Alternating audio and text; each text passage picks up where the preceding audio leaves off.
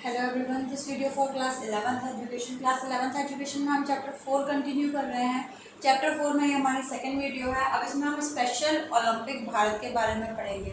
ठीक है, तो यहाँ पर देखिए, स्पेशल ओलंपिक भारत स्टार्ट कब हुआ था? Started by Eunice Kennedy Shriver, sister of John F Kennedy, the former president of USA. किसने स्टार्ट किया था? ये यूनिस कैनेडी शिवर ने स्टार्ट किया था, जो कि सिस्टर थी किसकी? जॉन एफ कैनेडी की, जो कि यूएसए के फॉर्मर पहले प्रेसिडेंट रह चुके थे, उनकी सिस्टर थी हैं। It was founded in 1987 as special Olympic India. इसको पहले हम स्पेशल ओलंपिक इंडिया कहते थे। कब? 1987 में। And change to special Olympic Bharat in 2001, और फिर इसे 2001 में चेंज करके स्पेशल ओलंपिक भारत का नाम दिया गया। उसके बाद आता है इसका मिशन क्या था।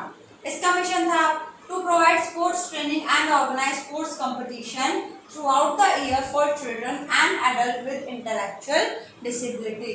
अब इसका मतलब क्या है? to provide sports training मतलब sports training देना, and organize sports competition और sports competition organize करना throughout the year पूरे साल, for children बच्चों के लिए और बड़ों के लिए जो कि intellectual disable हैं।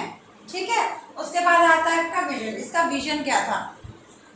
It empower people with intellectual disability to realize their full potential and develop their skills through intense sports training and competition। It empowers people मतलब ये ऐसे लोगों को empower, उनको मतलब एक तरीके से encourage करता था with intellectual disability, जिनमें intellectual disability है उनको भी to release their full potential मतलब वो अपना एकदम 100% दें and develop their skill और अपनी skills को develop करें through intense sports training and competition.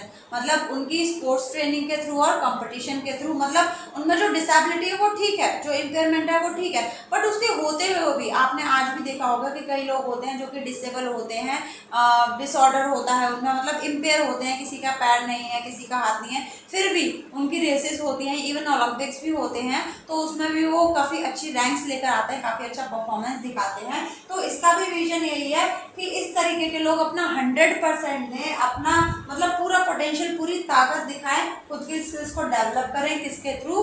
अलग अलग स्पोर्ट्स ट्रेनिंग और कंपटीशन के थ्रू। नेक्स्ट आता है ओथ। इसकी ओथ मतलब इसमें हम जो शपथ लेते हैं ओलंपिक से पहले या हर गेम से पहले, वो क्या होती है? लेट मी विन, मुझे जीतने दो, but if I can not win, but अगर मैं नहीं जीता, let me brave in the attempt, तो मुझे जो मैंने अटेम्प्ट किया है कम से कम उसमें मैं ब्रेव मतलब उस पर मैं गर्व महसूस करूं। ठीक है, उसमें मुझे हिम्मत मिले। उसके बाद है हमारा गोल। इसका गोल क्या होता है? Its goal is to provide chance to differently abled people to develop physical fitness and focus on their holistic development. इसका मतलब क्या है? इसका गोल होता है टू प्रोवाइड चांस, मतलब जो डिफरेंटली डिसेबल्ड लोग हैं, मतलब जो अलग अलग तरीके से, जो लोग कोई इंटेलेक्चुअल है, कोई कॉग्निटिव है, कोई फिजिकल, मतलब कैसे भी जो भी डिसेबल है, तो ऐसे लोगों को चांसेस प्रोवाइड करवाना, मौके देना to develop their physical fitness, ताकि वो भी अपनी फिजिकल फिटनेस को डेवलप कर सकें and focus on their holistic development, और वो अपनी ऑल ओवर डेवलपमेंट पर थोड़ा ध्यान दे सकें।